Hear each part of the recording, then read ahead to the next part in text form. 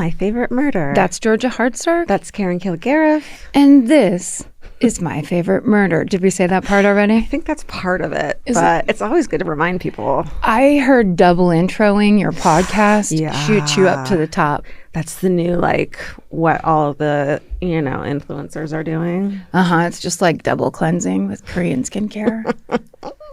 Can I start with a really embarrassing corrections corner that I've been now waiting 2 weeks? Yes, please. To correct. That's like so embarrassing. Sounds on point. Remember when I covered the British murder a couple weeks back? And I was like, this lieutenant's first name is Supt. What a cool name.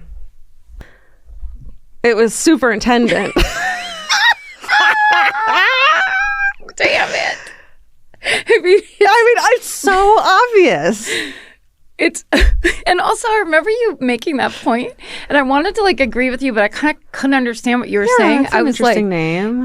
I just don't understand what she's saying, and I don't want to get her to clarify. It sounds like maybe it's a Serbian name or right, or something. I thought like it was like a British thing or oh my God.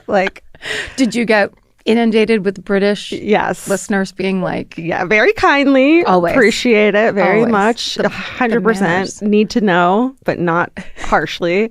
What a cool name. Superintendent. Did you think his name was spelled S? How was it? S-U-P-T.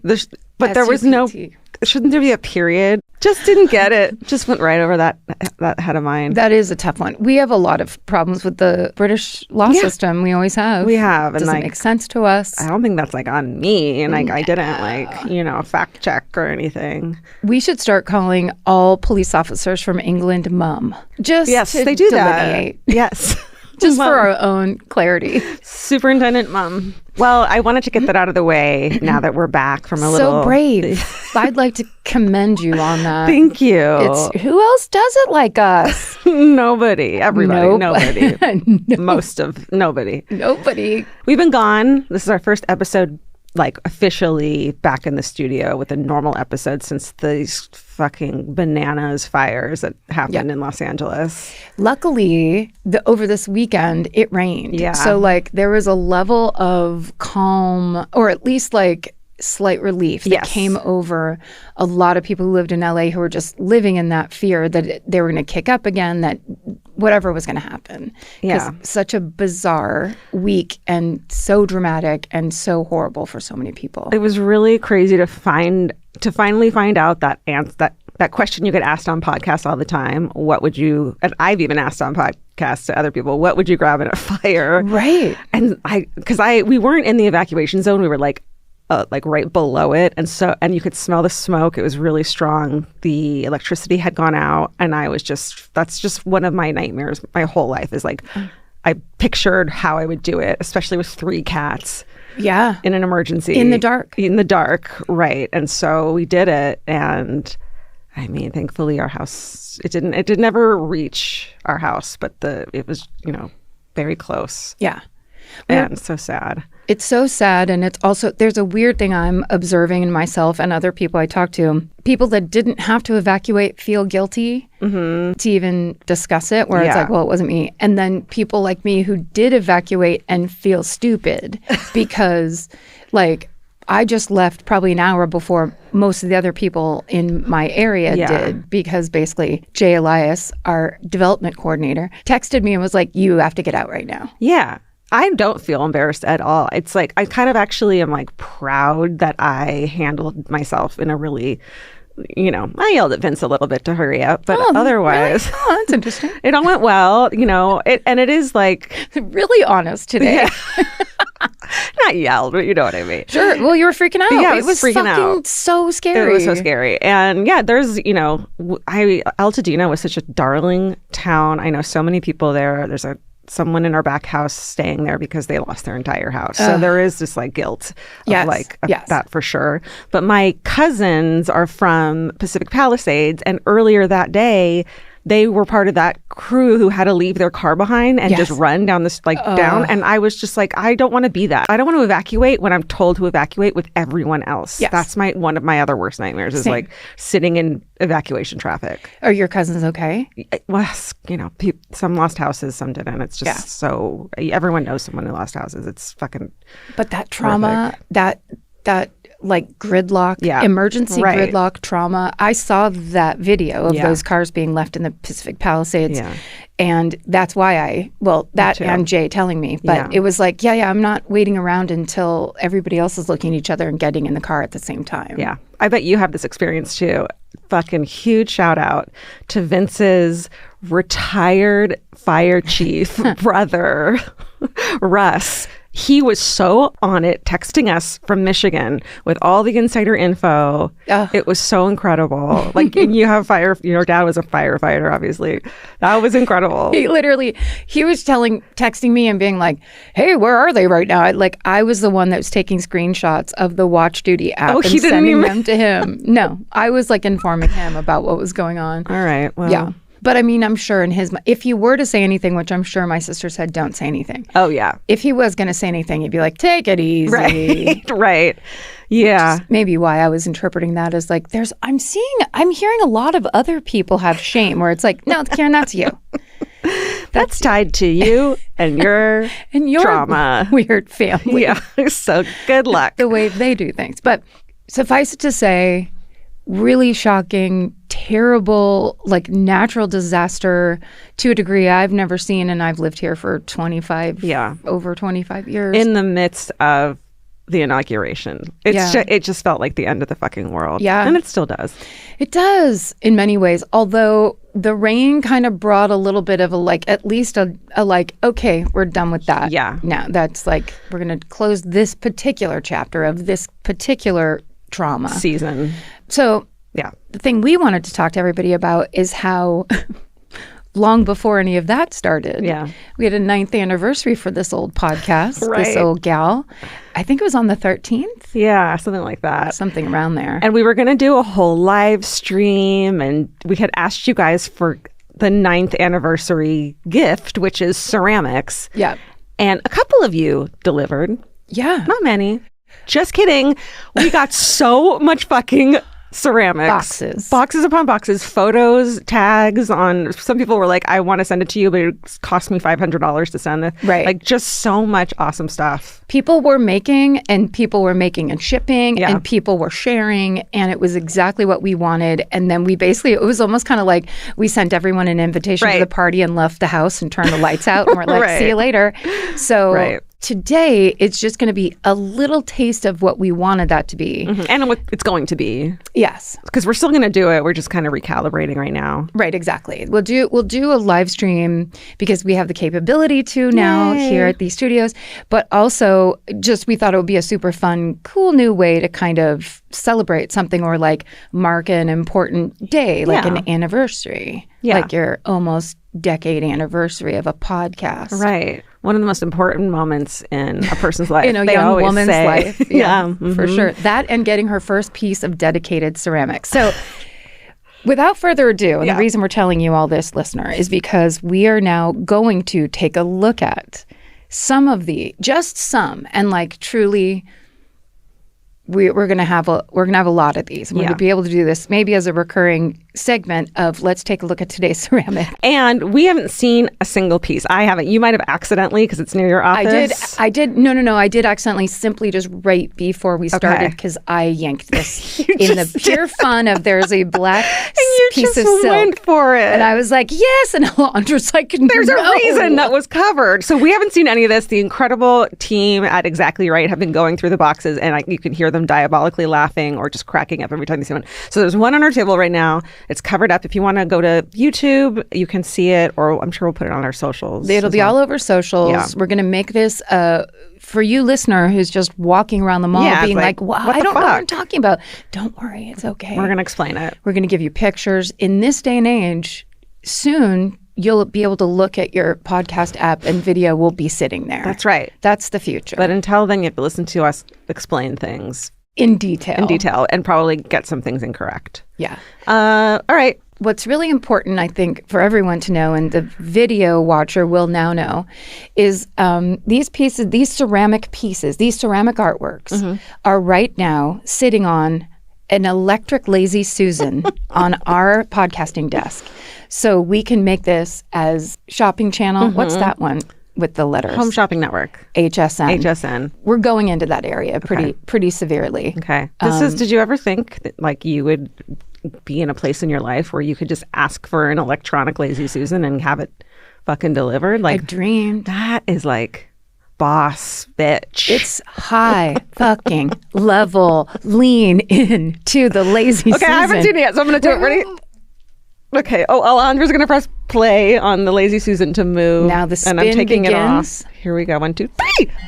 Oh my God. Okay. It's a coffee French press with 2 beautiful ceramic cups.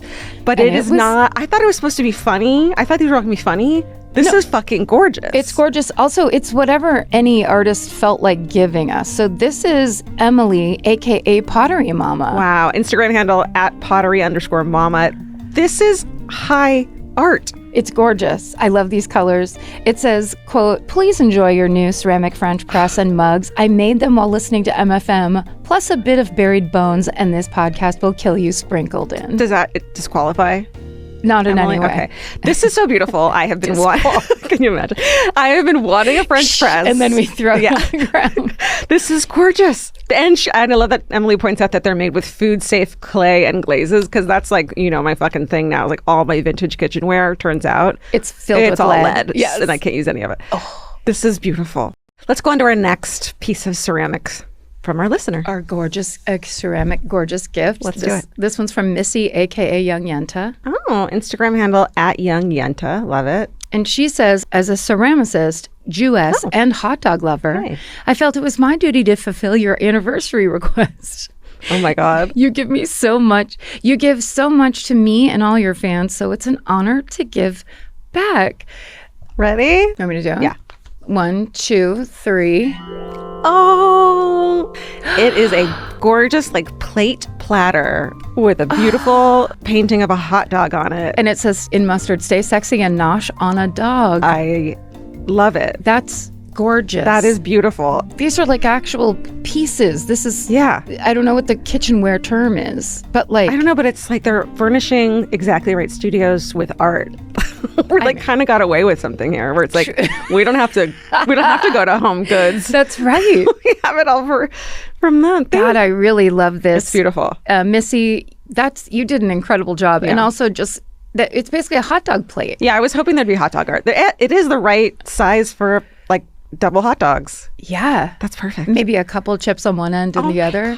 Salt and vinegar. Listener, you're going to love this, because this is just some simple, beautiful hot dog art. That's just kind of like, you love hot dogs, right? Yeah. Well, then take a look at this plate. And somehow it's flawless. It really is. Because it totally suggests you're going to eat 1 or 2 dogs only on this plate. Hot dog. It's oval.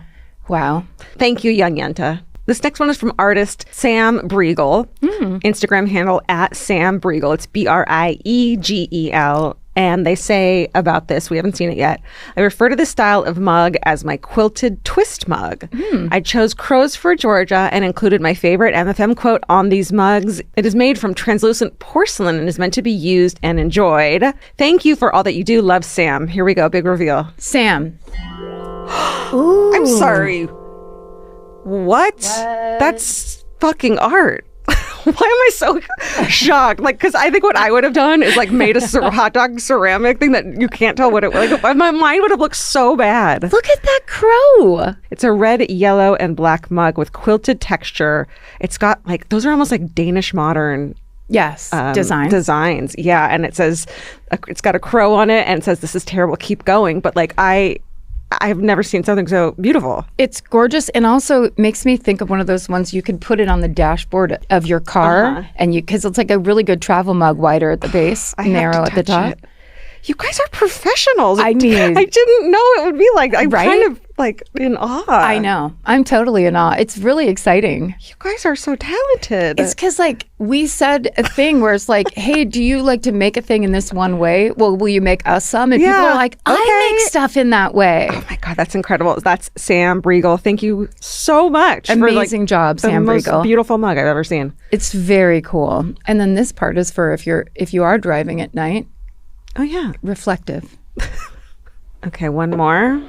Look at that. It's so beautiful. Look at our a gift shelf. Array. Oh my God. I kind of just want to do this for the rest of the show. This is pretty fun.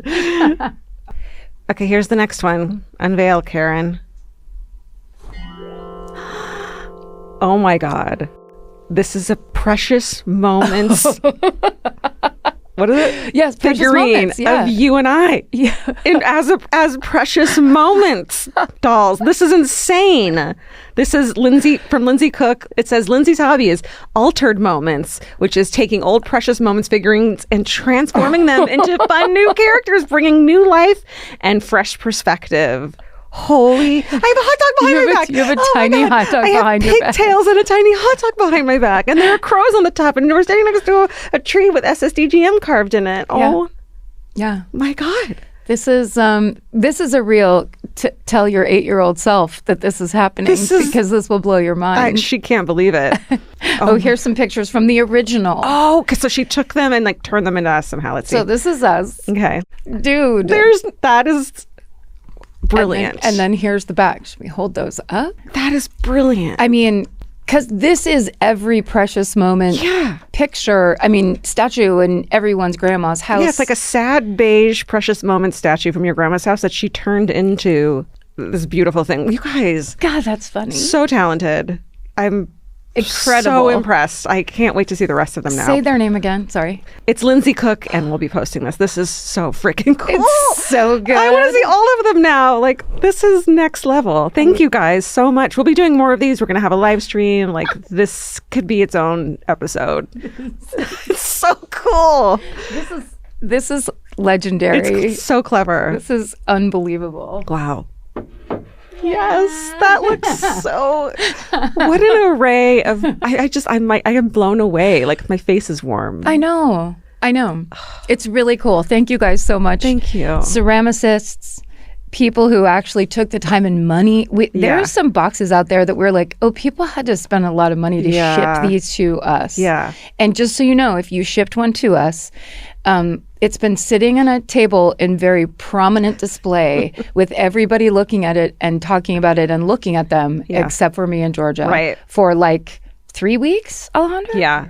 But it's going to happen. This is just the tip of the iceberg. There's so many of these. We're going to figure out a way to showcase all of these. Because we have to always have electronic Lazy Susan. I mean, we got it. We have to put it to use or it's a waste of money. That's right. Let's not waste exactly right funds. No, we can't. Yeah. Well, thank you guys so much. That was incredible. Unbelievable. Real quick, before we get to the ERM highlights and our stories, we want to talk about donations. So one of the most amazing things, and I think we may have talked about this a little, although I can't remember, but it did become a national news story, was the way that the citizens of Los Angeles came together to basically provide for each other in one of the most beautiful outpourings of community and charity and just basically like love and giving that most of us have ever seen. Yeah, I mean, it was definitely one of those look for the helpers moments. Yes. That was so beautiful. One of them started because there was some guys who were just like the food cart guys, and they decided to go down to the Rose Bowl parking lot because they heard that's where a lot of the firemen for the Altadena fire were, like, they were centralized there. So they just, 4 guys that have their own like hot dog carts went down there to cook for the firemen. Holy shit. And then they put it on TikTok of like, oh, if you have donations to help us feed these firemen, we'd love to get them, or, anything you want to do, come down here, which then turned into the Rose Bowl parking lot, like basically center where anyone could go to pick up clothes, supplies, diapers. It was like community action in a way that like I've never seen. That's so incredible. So that's what people were doing, during the days after and during this catastrophe. But of course, people are still doing stuff, and we want to add to that. So we're going to donate $10,000 to the Los Angeles Regional Food Bank. And so the food bank works with hundreds of partner agencies across Los Angeles County to provide food assistance to those who have been affected by the wildfires. So we just wanted to add a little to that. I have like 3 giant bags of clothes that I'm waiting to donate until people want vintage dresses. Yeah. Because I don't think that's the first thing you want when you're... No. You know what I mean? Yes, I do. It's like, hey, do you want to wear a dress that has polka dots and reminds you of your grandma? It's like, not right now. Not right now. Do you have any sweatpants? I need sweatpants. Yeah. I need a sweatshirt, and I need you to make me a bunch of hot dogs. So the coming months, look out for those vintage dresses, everyone. Yeah, that's right. And if you are watching this on YouTube, there should be a button that pops up. If you would like to donate to the LA Regional Food Bank, then there should be a button that pops up on this video, and you can do that directly. It's lafoodbank.org. Yay. All right. We have a podcast network. It's called the Exactly Right Podcast Network. Yeah, right? It is. Yeah. Exactly right. Sure. And there's all kinds of podcasts on there. We like to tell you about some of the stuff that's going on. We do. And we have some exciting news. The first episode of our brand new film podcast, Dear Movies, I Love You, is out now.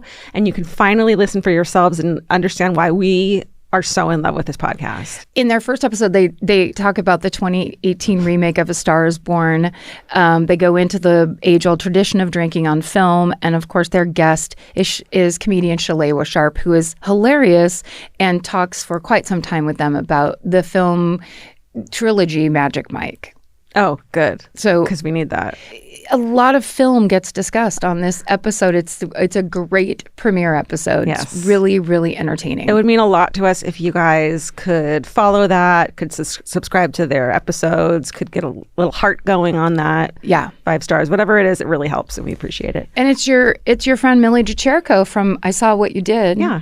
And the producer of that podcast, Casey O'Brien, who are now hosting it's just like family fun for everybody. Dear Movies, I Love You. And speaking of amazing guests, this week on Do You Need a Ride, actor and comedian Sam Pancake, I love Sam, hops in the passenger seat. One of the greats of our time. One of the greatest. Then also over on Wicked Words, Kate Winkler-Dawson's talking to author Michael Artfield about his book, Monster City, Murder, Music, and Mayhem in Nashville's Dark Age. Ew. I'm going to read that. And speaking of books, Kate's brand new book, The Sinners All Bow, 2 authors, 1 murder, and the real Hester Prynne is out now. Kate Winkler-Dawson, the most prolific person I've ever met. We're so lucky to get to work with her. We are. We're just like... She's so talented. Yeah. And you must read it. Yeah. Also, we have some bittersweet news. We are saying goodbye to the Lady to Lady podcast. Brandy, Babs, and Tess, we want to thank you for all your great work over the years. You'll always be a part of the Exactly Right family. Listeners, please look for and support Lady to Lady wherever you get your podcasts. All right. You're first, right?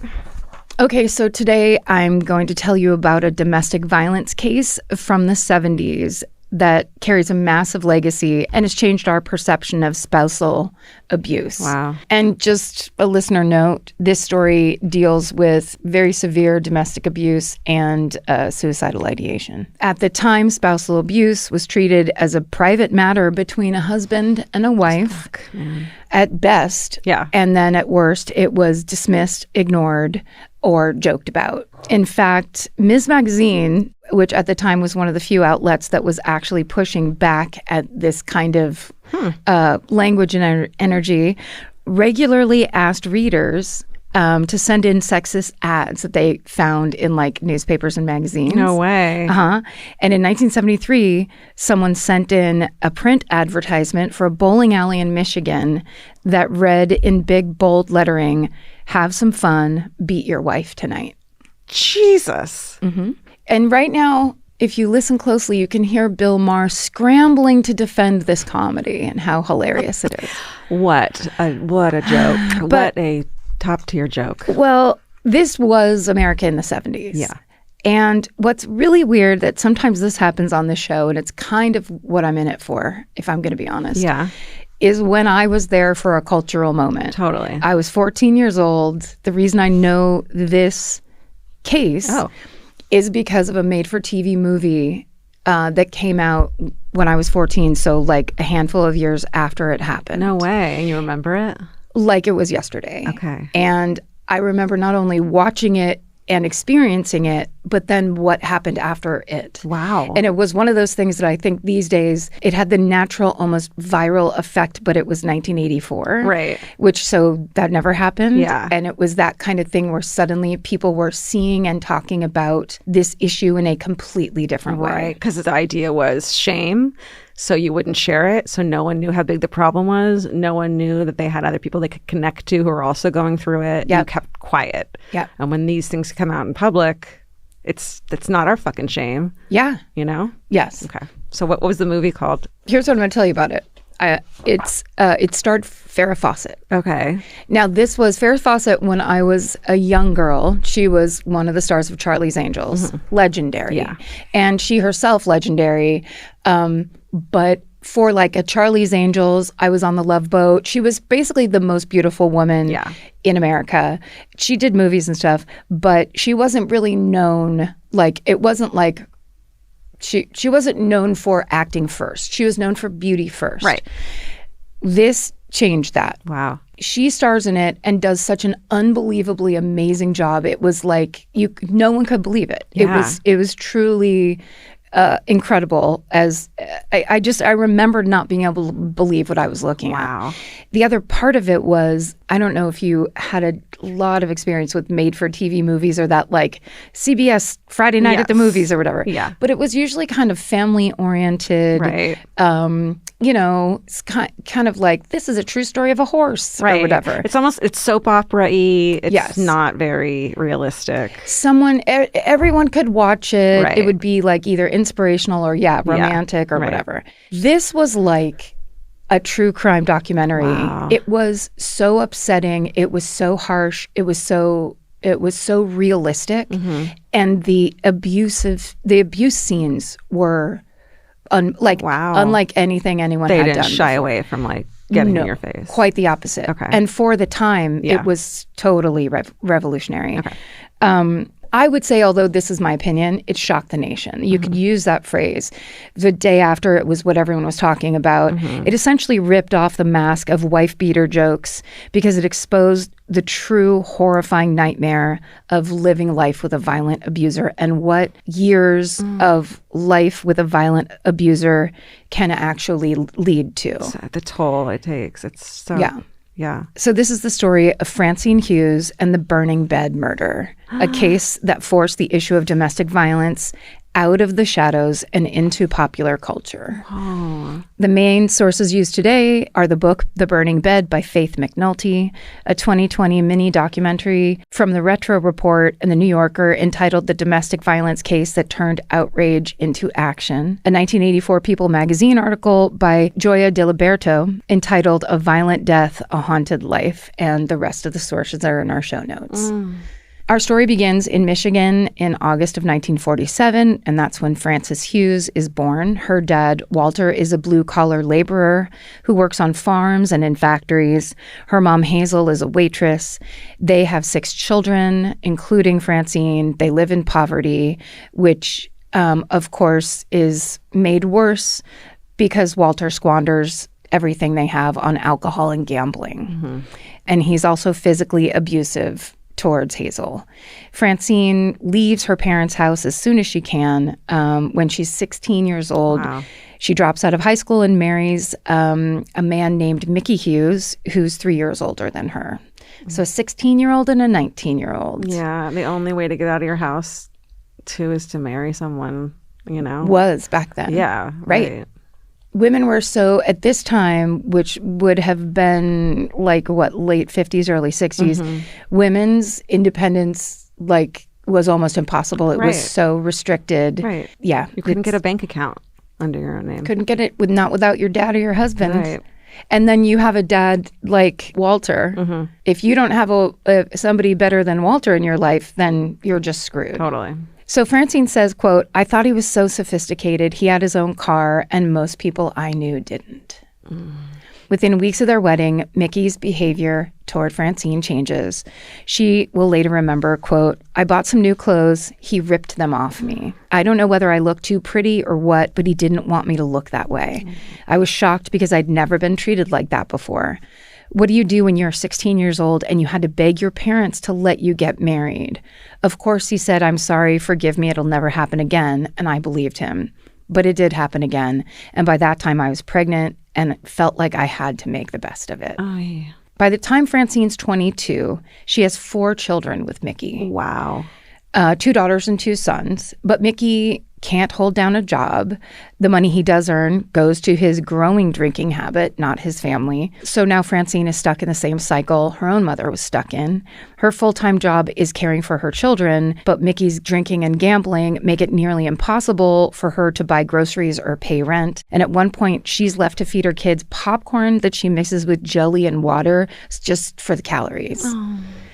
So meanwhile, Francine lives with the looming threat of violence at the hands of her husband. Not constantly, because sometimes Mickey can be loving when he wants to be.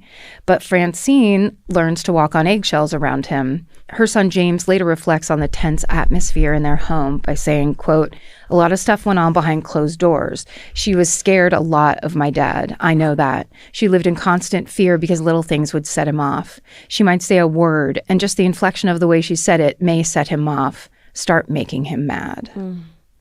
So when Mickey's mad, he usually takes it out on Francine. Sometimes this happens in front of the children, and sometimes it's so bad the cops are called.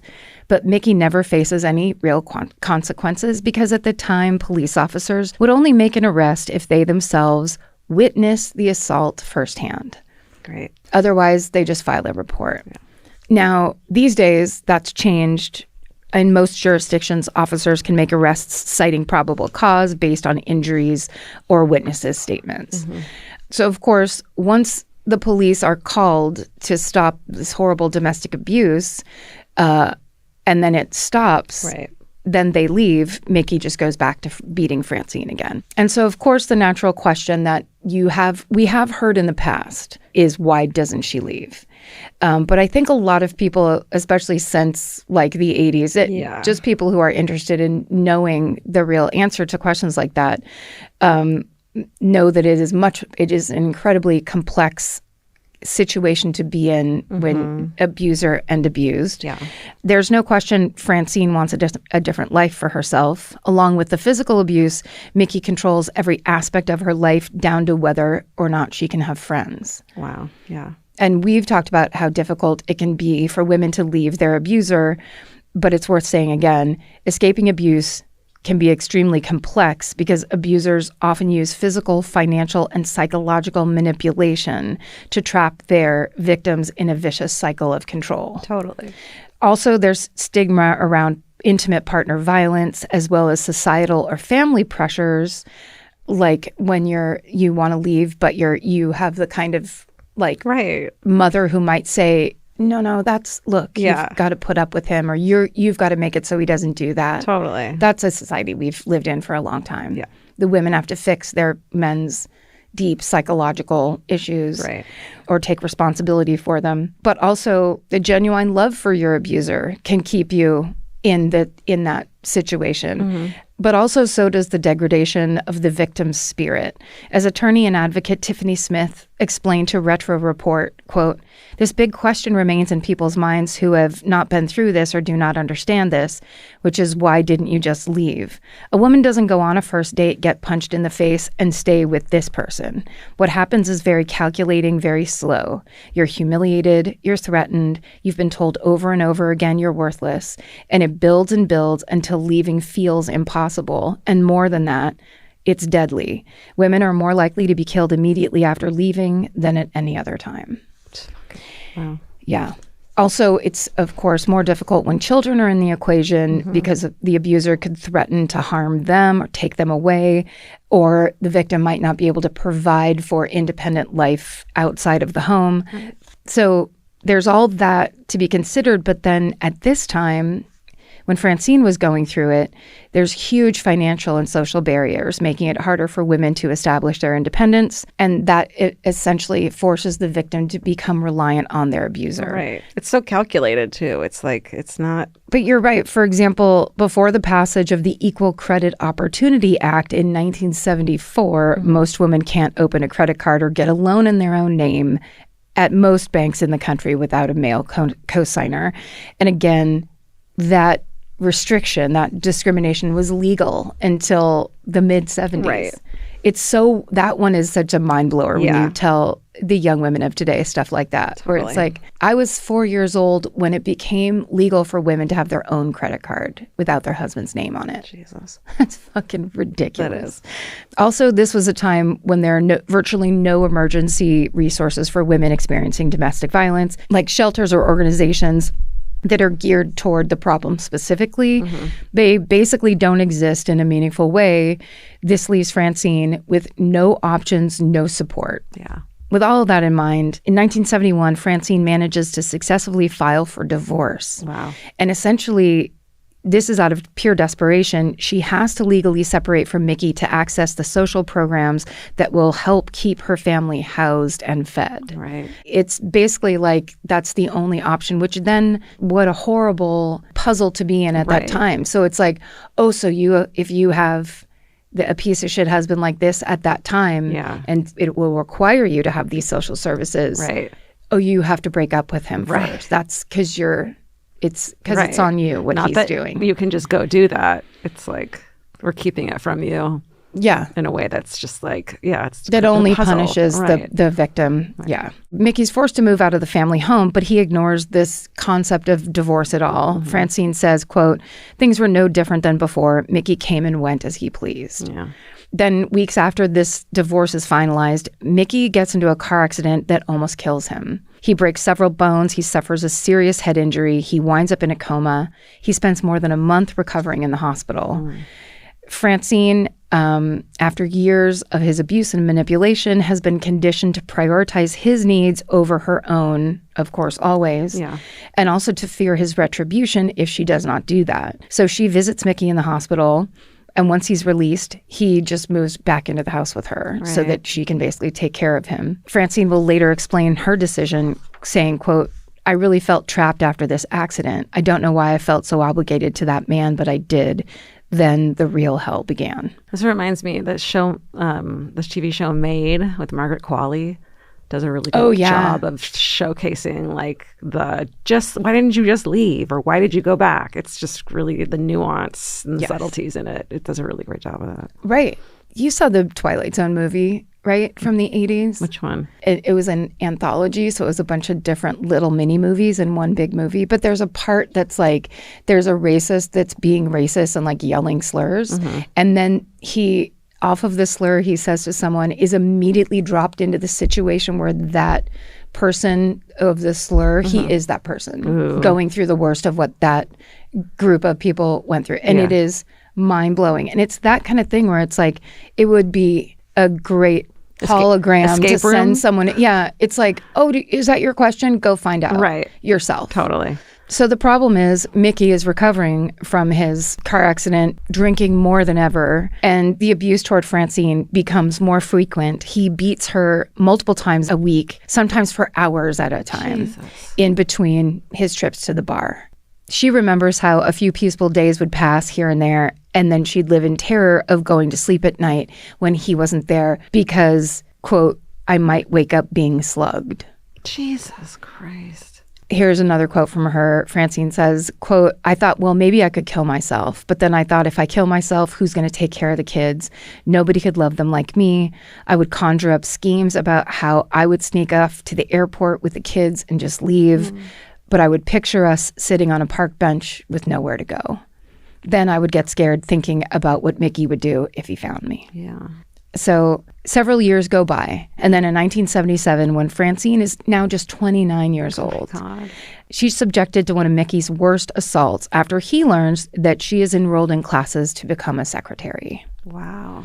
He forces her to burn her school books in the yard and threatens to sledgehammer the car so she can't get to school. So he just loses it. Yeah. That same night, Francine prepares microwave dinners for the family, but Mickey isn't happy. So this is the scene I can literally see in my head. Really? From when I was 14 years old. Yeah. Because it's kind of like they don't spend a ton of time in the back and forth of like the growing abuse thing. It's kind of like you get what's happening. They do it. It's so realistic. And basically it's that scene where she microwaves these dinners and puts them out, and he's drunk and he doesn't like it. And then it's like somebody filmed a real domestic abuse situation and put it on television. Wow. It was that wild and graphic and horrifying, and like nothing. They didn't pretty it up. Yeah. They didn't cut away. Yeah. It was unbelievable, and really scary. So this is what he does.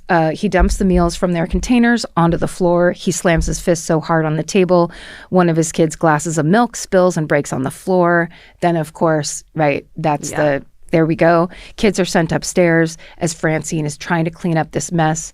Mickey removes garbage from the garbage can and starts to smear it into her hair, and then he begins beating her. Francine can hear her kids crying upstairs and yelling down, "Mommy, are you all right?"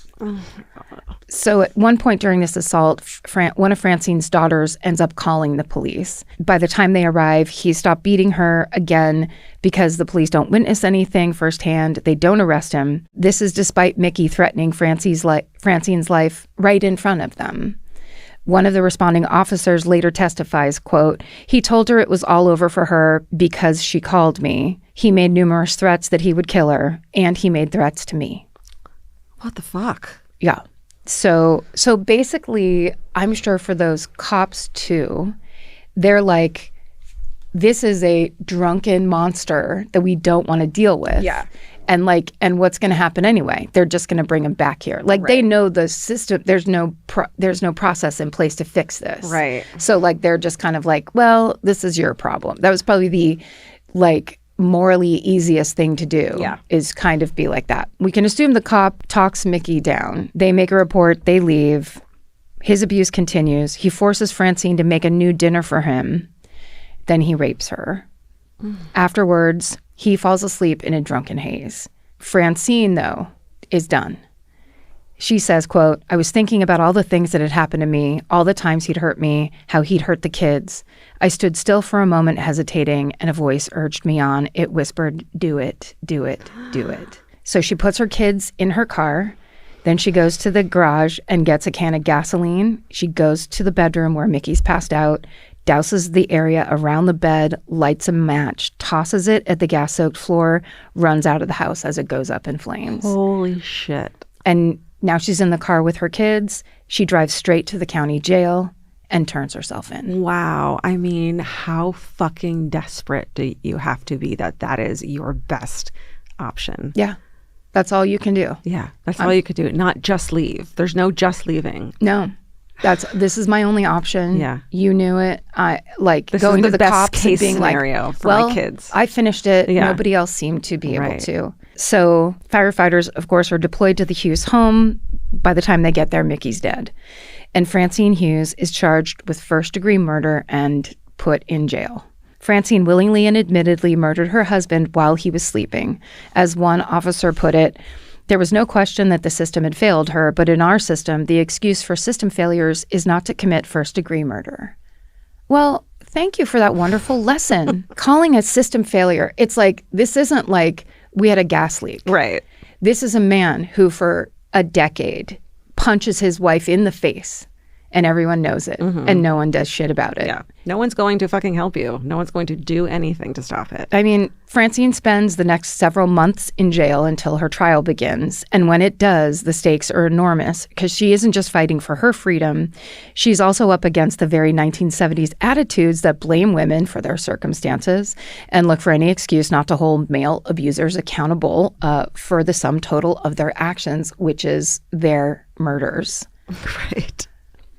So when the case begins, Francine's lawyer argues that after years of Mickey's relentless abuse, Francine experienced temporary insanity when she killed him. The timing of this case is very important because at the time, feminist groups had already spent years trying to raise awareness and organize around the issue of spousal abuse and domestic violence. And writer Faith McNulty will later put it, quote, "Had it occurred a decade earlier, the facts underlying the crime would probably have never been widely known. But in the 70s, there was a new willingness to listen to a story such as Francine's." Wow, interesting. And I think that new willingness had to do with basically enough women, like you're saying, like women talking to each other, Yeah. women telling each other you're not alone Right. and you don't have to stay there and we'll figure something out, or just like maybe the basic empowerment of you can have a checking account Right. and maybe figure something out. Yeah. Because you think of stories after this where women being abused, saving money in like a secret checking account Yeah. to get away. Yeah. Because financial abuse is such a great way to control someone. Yeah. Yeah. It's just, you control everything. Right. So obviously this case becomes national news. The big networks flood Francine's small Michigan town, and the New York Times writes that Francine's case becomes a, quote, cause célèbre for the feminist movement. Yay, feminists. But also, I don't know, I just get the tone of like, oh, it's a cause célèbre. It's Right. like, she had to kill him to get him to stop hitting her. Right. In the courtroom, a jury of 2 men and 10 women eventually hand down their verdict.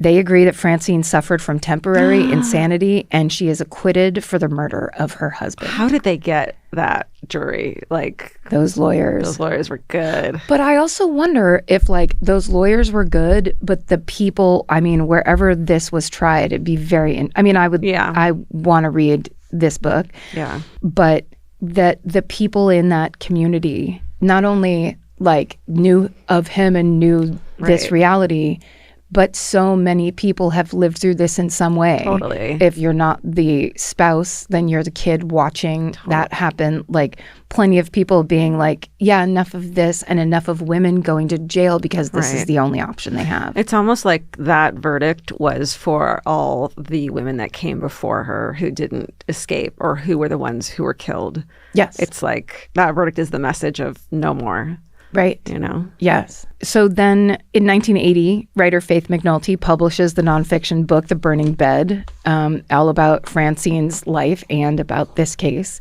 And that, of course, draws more attention to the issue. Francine gets an $11,000 advance for this book, which is worth around $42,000 in today's money. Mm-hmm. And she uses it as a down payment for a house. Oh, wow. So she can live with her kids and have a place to be safe.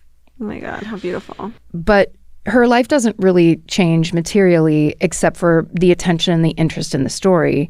She still has to make ends meet. So she actually ends up getting some secretarial work, and then she will later operate a forklift in a factory for a couple years before she gets laid off. When this happens, Francine goes through a dark time, and she says, quote, "I went a little crazy. I was partying almost every night trying to escape from something. I drank a lot and I was taking speed. It was like I was trying to self-destruct." Yeah.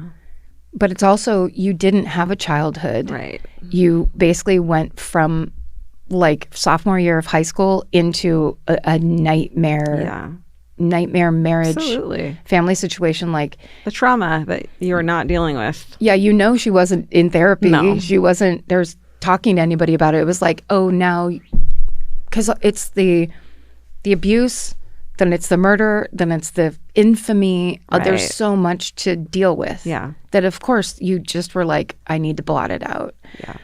This is when Francine meets a man named Robert, who'd recently been released from prison after serving 10 years for armed robbery. The nature of this relationship isn't exactly clear, though a deep dive People magazine article from the 80s suggests it wasn't a wonderful relationship. They move in together 2 weeks after meeting. They get married a month after that at Robert's insistence. And that whirlwind pace can also be a red flag in some relationships. Francine's marriage to Robert strains her relationship with her children. Based on reporting, it seems like they don't, at the very best, they don't like him. Right. And troublingly, one of her daughters will accuse him of sexual abuse, which he denies. The National Domestic Violence Hotline points out that one risk factor for being in a toxic relationship is a lack of exposure to healthy relationship models or examples. Yeah. And of course, she meets this guy at a very vulnerable time in her life. So it's not like she's like, okay, I also deserve this. Totally. But I went through that. Totally. In any case, as all of that is playing out in Francine's actual life, the book, The Burning Bed, gets adapted into the made-for-TV movie that airs on NBC starring Farrah Fawcett as Francine. Over 75 million people watched this made-for-TV movie the night it premieres. including 14-year-old Karen Kilgariff and her mother, Pat Kilgariff, who kept going, I don't think we should watch it. This is, Karen, this is very, I don't think, because it truly was like, there's a scene where he smashes Francine, Farrah Fawcett's head gets smashed into a mirror. Oh my God. And like, there were like things where they were doing like, Entertainment Tonight, kind of like exclusive reports before it aired to kind of, and there was all kinds of warnings of like, because it was so graphic and like unlike anything ever really had been up until that point. Yeah. So this made-for-TV movie of Francine's story kicks off a national conversation, and according to the New York Times, quote, the number of shelters for battered women grew from a mere handful in 1977 to nearly 700 the year The Burning Bed was televised, which was 1984. Yeah. After this, the term burning bed syndrome becomes the well-known shorthand for the trauma caused by domestic abuse. Wow. In his 2016 book, co-written with writer Alan Sepinwall, titled TV the Book, television critic Matt Zoller cites named The Burning Bed as the 7th greatest American TV movie of all time. Holy shit. Writing, quote, the film was a landmark in terms of content, depicting domestic violence as an unambiguous horror and a human rights violation. Yeah. Sites also praised the performance of Farrah Fawcett as one of the finest in the history of TV movies. Holy shit. It was crazy. I just wish the difference between Charlie's Angel, Farrah Fawcett, supermodel, the hair, the whole thing. She was just a girl on a poster, and all of a sudden she was like, watch this. That's incredible. Watch this. It was amazing. So basically, Francine and Robert eventually leave Michigan for the South. There, Francine gets her nursing degree. Oh, wow. The couple lives in Tennessee and then in Alabama. Francine finds work in nursing homes and as an in-home caregiver, and she passes away from complications related to pneumonia in 2017. Francine Hughes was 69 years old at the time of her death. Her family members have said that she rarely talked about the case. She was once quoted as saying, people look at me like they're trying to figure me out. I don't feel like I have to explain myself to anybody, and I don't need pity or sympathy. I'm just an ordinary person. End quote. Francine was an ordinary person whose nightmarish home life was tragically also not unique. Instead, Francine was a victim of a much larger systemic problem that persists today. Domestic and intimate partner violence can and does affect anyone, regardless of a person's age, sex, education level, or economic background. Within a year of her trial, Michigan passed new laws dealing with spousal abuse. And since then, more have been introduced that prioritize victim safety. Of course, there are now shelters, hotlines, and organizations dedicated to supporting survivors of domestic violence and or intimate partner violence, supporting survivors of domestic violence. Still, Francine's case isn't the norm, despite hand-wringing shortly after her verdict about how women would now be able to shoot their husbands and get off scot-free. Right. The reality is that in the years since, there have been several high-profile cases where a survivor has been jailed for killing their abuser. Yeah, there's a lot of those. According to the National Domestic Violence Hotline, 12 million people are affected by intimate partner violence each year. 1 in 4 American women and 1 in 7 American men over the age of 18 have been the victim of serious physical violence by an intimate partner. 1 in 4 and 1 in 7. Yeah, like there's everyone you know. If you don't think you know anyone that has gone through this, then they're keeping it a secret. Right. They're not telling you. Yeah. That's all it is. So if you or someone you know is experiencing domestic abuse or intimate partner violence, please remember you're not alone. They're not alone. Help is available. You can call the National Domestic Violence Hotline at 1-800-799-SAFE. Their website is thehotline.org. Just thehotline.org.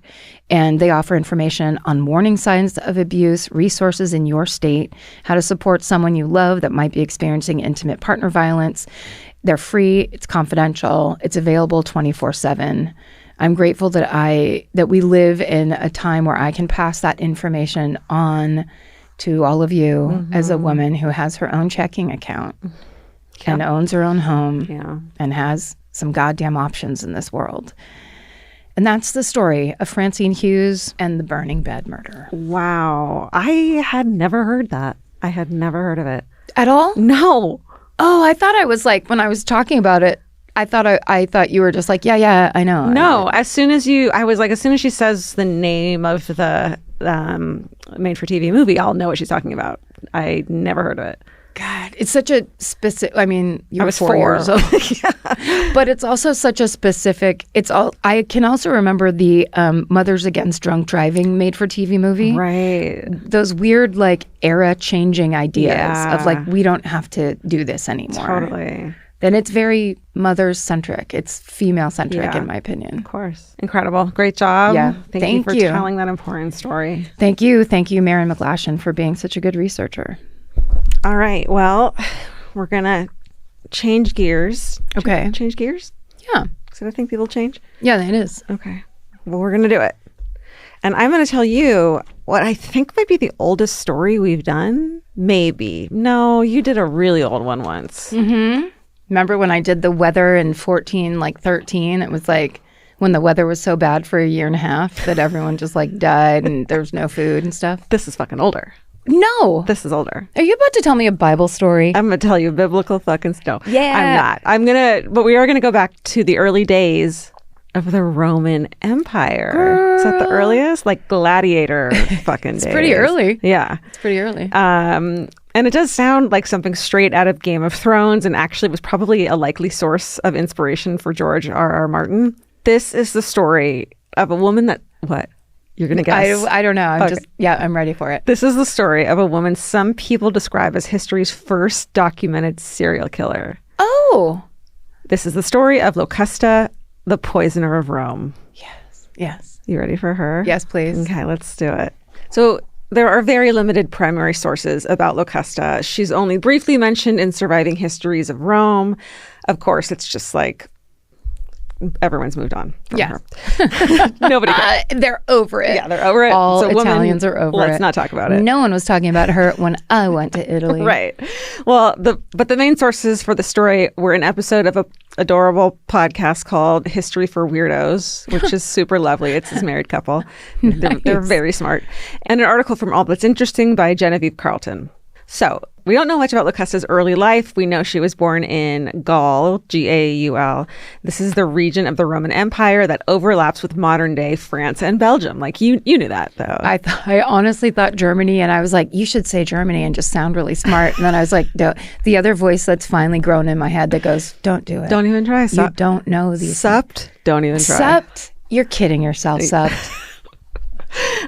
She's born sometime around 1480. So, and of course, you know this as well, either at the end of the reign of Augustus or the beginning of the reign of Tiberius. Yes. What's it, Tiberius? Yeah. It's because I watched, what's it called? Gladiator 2? Seriously. Starring Paul Mescal. Fucking... Does anybody know that? Oh, my brain is done. I'm done. Yeah. It's the PBS series from the 70s. No one knows. I'm so alone. Nobody knows. But you got it right, so congratulations. Yeah, that does something stuck. I mean, it feels good. Yeah, you should be happy for Thanks. yourself. Okay. So these two men were Rome's first and second You emperors. did do the whole first syllable. No, I wouldn't. I wouldn't have gotten Tiberius if I had heard Tiberius. Is it I Claudius? Brett just found that. Thank you. I wondered where he was. I Claudius. There we go. And before them, Rome had been a republic. We're not going to get into the weeds about Rome. Can we not? Yes, please? we cannot for I'd sure. really rather not. But I will tell you that just this one thing. Yeah. I was so blown away when I went to Rome. Yeah. To see these places that they used to meet. All these places, they're fucking huge. Yeah. So like, you know, when you're thinking about it and you're just like, oh, friends, Romans, countrymen type of stuff. And you're like, oh, they were probably like on a weird little rock. Or you're thinking of like some Monty Python movie or whatever. If like they were all standing in a circle in a marketplace. Yeah. No. Like, these things were like 15-story buildings. Wow. Like, and they're still standing, huge, kind of. and they're still standing. And then there's like metal statuary on top of that. Like, it was mind-blowing. What a time. I want to go. But stop it, because we're not getting into the weeds. I'm totally done. Essentially, though, the empire emerged after a series of civil wars destabilized the republic. Julius Caesar, your BFF, a senator, tried to seize power and install himself as a dictator, which is why he was famously assassinated. But Augustus, the first emperor, was his nephew, and he eventually overpowered the senators who had conspired against Caesar. So this is where we are now. Okay. So right around this time, this is where Locusta ends up in the city of Rome. She's a young woman, and I looked at the one or two drawings of her that I don't know what time period they're from. They could be modern, they could be old, but I cast her as Jessica Chastain. Oh. Just for fun. Interesting. Yeah, that's just my immediate thought. Got it. And it's likely that she had been enslaved or brought there as a captive of Julius Caesar's campaign in Gaul. So had the campaign where she's from, and she ends up there. So it's probably brought over for slavery purposes. Somehow during her upbringing, she learned a huge amount about herbs, plants, and poison making. But there's no record of how. It's likely that this knowledge would have been passed down within her family as it was. And this period Locusta is born into, the end of the Republic and the beginning of the Empire, is the beginning of what's actually a pretty great fucking time to be a Roman citizen. It sounds pretty sweet. It's where they get the saying bread and circuses, which I've never heard before, but Allie thankfully put in here. Yeah. And you're nodding like you've heard of it. Well, it's the thing that they talk about where that's how they distract us, and then everybody's corrupt in the government, and they give us our bread and circuses. That's what it says here. The emperors keep the people happy by providing free food and entertainment, including the gladiators, and then they fuck off and do their own thing. And then we all fight about the Kim Kardashian of gladiators. Right. And we're all over here. They got more food and circuses than I did. Yeah. And how dare that person doesn't deserve as many circuses because they're lower than me. And and then we fight with each other and ignore the fucking oligarchs. And the billionaires don't pay taxes. And corporations run the fucking country. Yeah. What? Where are we? Roman Empire, you say? Okay, I guess. This is kind of the beginning of the opulent, technologically advanced city of Rome, the expanding empire around it. It's good to be fucking wealthy in Rome at this time. But of course, at this point in time, it's not good to be a person living in one of the areas Rome is conquering. But within the city of Rome, even an average Roman citizen, life's pretty stable and conditions are comfortable, comparatively. Mm-hmm. Is no Victorian England? Those are the two times I know. Yeah. Pretty much. In the 70s. Yes. This period of time is called the Pax Romana, and it will last about 200 years. And then the empire will decline and fall, and after that, it's the Dark Ages. Super fun. And then it's lights out for Europe until the Renaissance. Yeah. So that's where we're at right now, in this time of wine and roses. Hell yeah. Did I just make that up? A lot of parades, a lot of right? Yeah. A lot of flowers being dropped down from high. Yes. It's this is around when the movie Gladiator takes place, or Gladiator's a little later, but around this time. Mm-hmm. But while normal people are enjoying themselves, the ruling class is still constantly full of infighting, jockeying for power, and assassinating one another. It's kind of their thing. This presents an opportunity for a girl from Gaul with a deep knowledge of plants and poisons. You got to use what you know. Also, why don't we know it anymore? That's is that what's in the Vatican secret library or whatever? All the sorcery plant fucking recipes. Yeah. All the stuff that really used to help us. So in her early career in Rome, Locusta works with two other women to make poisons for wealthy clients. The three of them are often referred to as sorceresses. Locusta becomes independently wealthy for doing this. Fucking get it, girl. She would have used #bossbitch if she had Instagram. Do it. Locusta makes a name for herself. She's boss bitching, but writing it on the wall in Roman numerals. Graffiti. Somehow. That I can't read. She makes a name for herself. She's hired by members of Rome's elite to help them carry out assassinations in their various power struggles. And by 54 AD, when she's about 40 years old, she's been arrested and convicted on multiple occasions. However, her powerful clients get her off every time. Yeah. We don't know about all the poisons Locusta uses, unfortunately. Those are secrets now. But records show that she used belladonna or deadly nightshade, as well as arsenic and a litany of other poisons. I think you'd have to imagine Sally from The Night Before Christmas. You know what I mean? Yeah. Just a skinny, pale girl that's like, Doop. I like to combine things. Little of this. And it sounds like she also knows how to create new poisons from different combinations. So she's fucking smart. Also, I didn't realize that until now. It's like, oh yeah, there was all kinds of poisonings happening palace intrigues type stuff. Yeah. Those rich people aren't just going to have poison on hand. Like, they have to buy it from somewhere. They don't make it themselves. I just realized that, yeah. Poisoners. Yeah. So by this point, we're on Rome's fourth emperor, Claudius. Augustus, the first emperor, had essentially consolidated power and set Rome on this path to growth and conquest. And then there were 2 other emperors until Claudius marries his niece, Agrippina, who had already been married, like, oh my God, drama, and whose first husband had died, possibly by poisoning. Mm-hmm. Agrippina has a son from that previous marriage. His name, you want to try to guess? Yeah. You don't have to. No pressure. Does it start with an L? No. Okay, start it. And you're going to know the name, and so you're going to think, I wish I had known. Oh. Nero. Oh, yeah. Okay. So Nero obviously doesn't really have a particularly strong claim to the Roman throne because he's the son of the second wife. You know what I mean? Yeah. But Agrippina is like, but let's change that. Right. I'm the new wife. Let me figure this out. Agrippina convinces Claudius to change his will, making her son Nero the heir to the throne. This is in spite of Claudius having a biological son.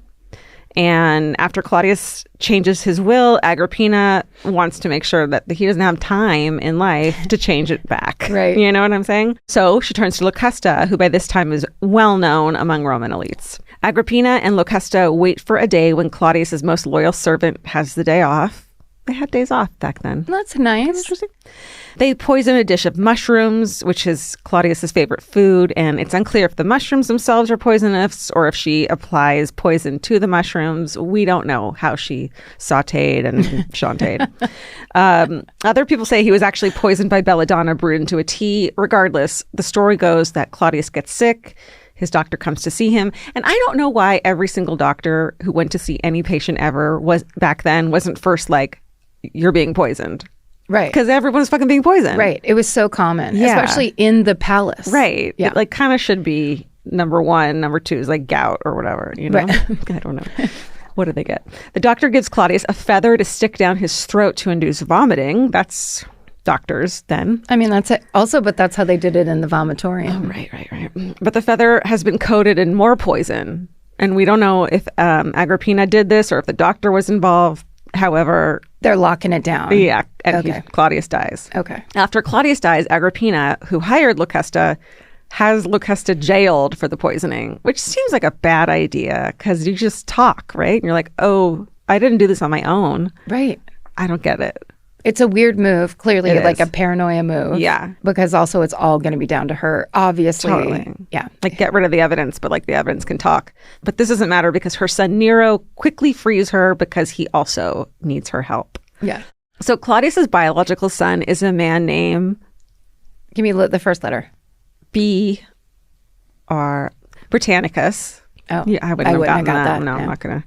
He's named this because the Romans had recently expanded the empire to Britain around his time of birth. I don't know. Britannicus. Sure. My name's Georgia. Like, what am I going to say you can't about judge. that? I can't. You can't. I truly can't. Britannicus still has a powerful claim to the Roman throne. Sadly, he's only 13 years old when his pops dies. In 55 AD, Nero pardons Locusta and quickly hires her to kill 13-year-old Britannicus, which is like, just send him to a fucking island. They can't. It's always killing with them. So much killing. It's so much killing. He wants her to make his death appear to be of natural causes at 13. Locusta attempts to poison him with arsenic, but it doesn't work. And Nero has her flogged for this.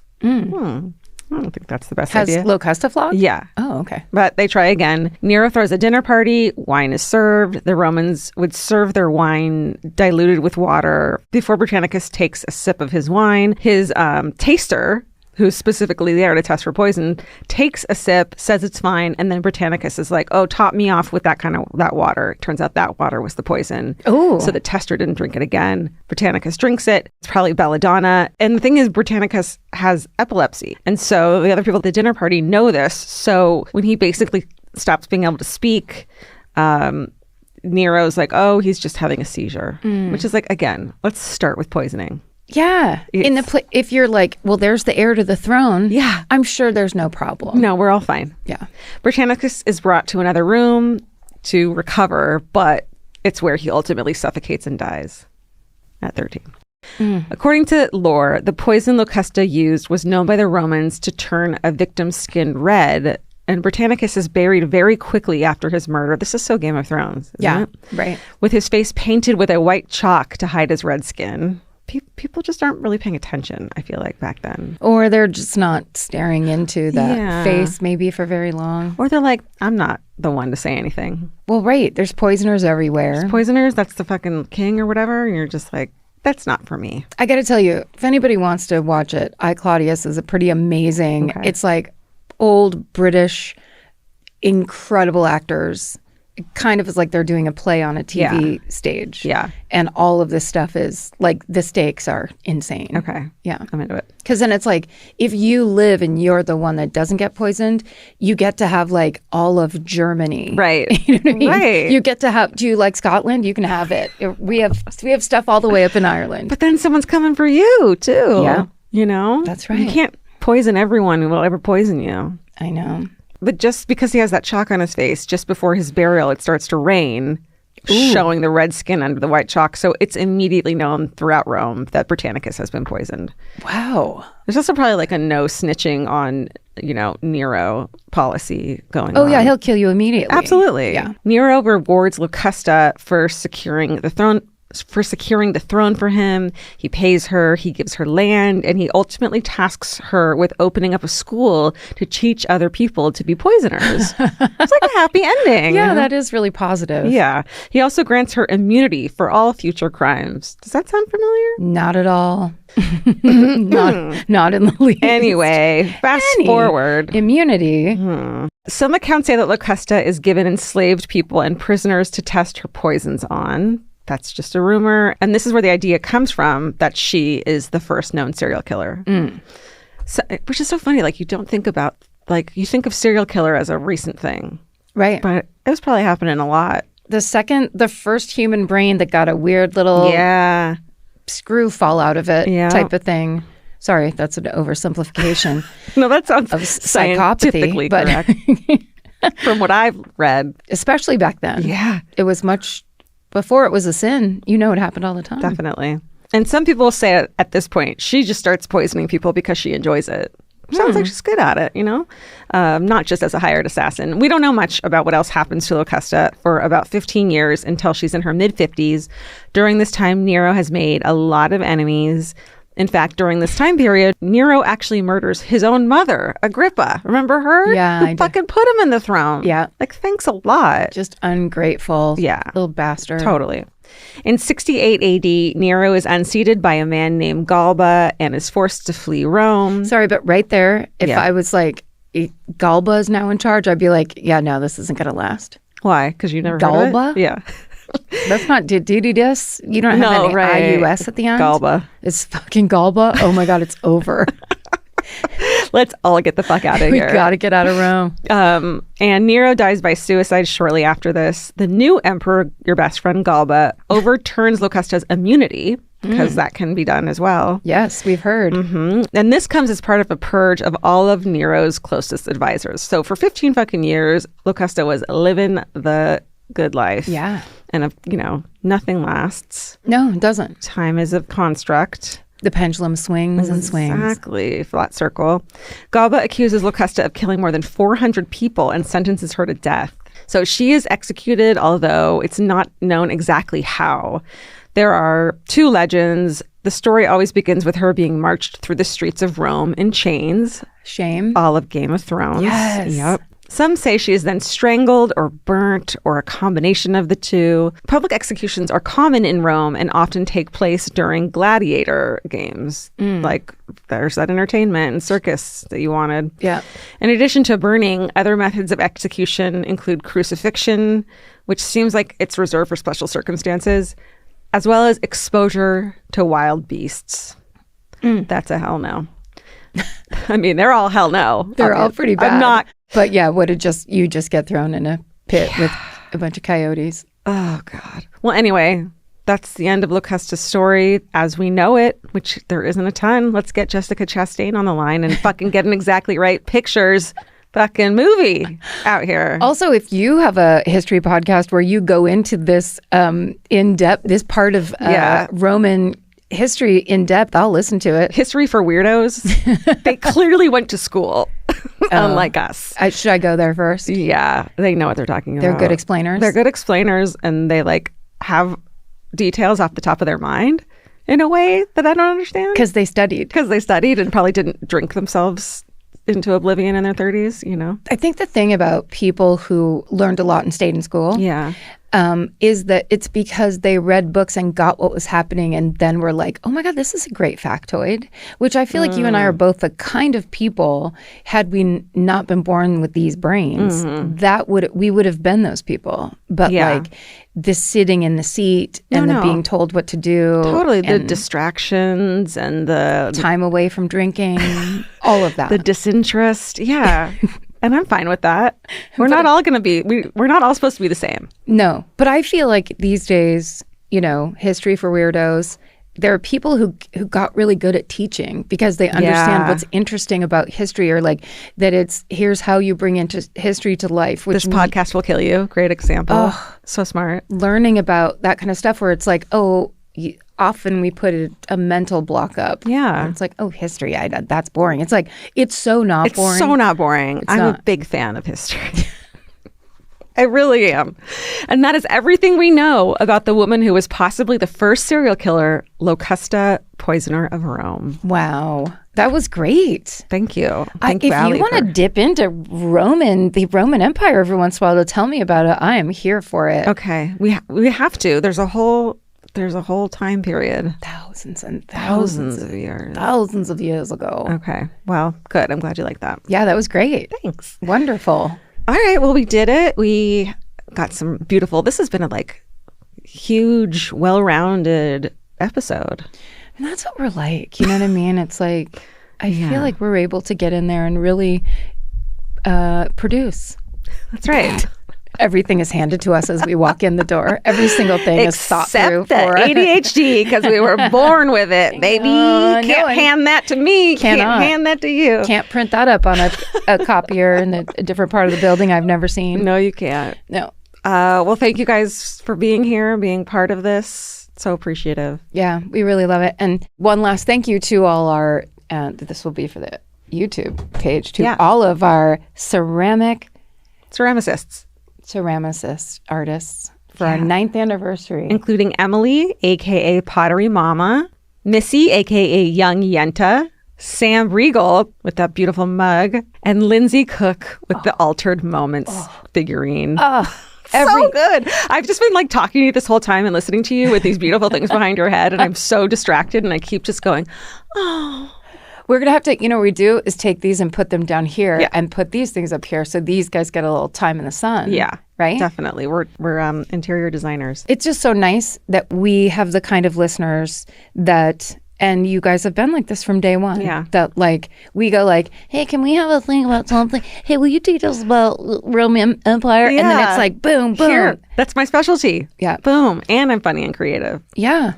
It's incredible. And the response, the ceramic response is to the point where the post office is kind of mad at us. I knew they would be. It's wonderful. Just like the early days when Georgia would go to her post office box. And they'd be like, what's murder? They get mad about the word murder on things. Listen.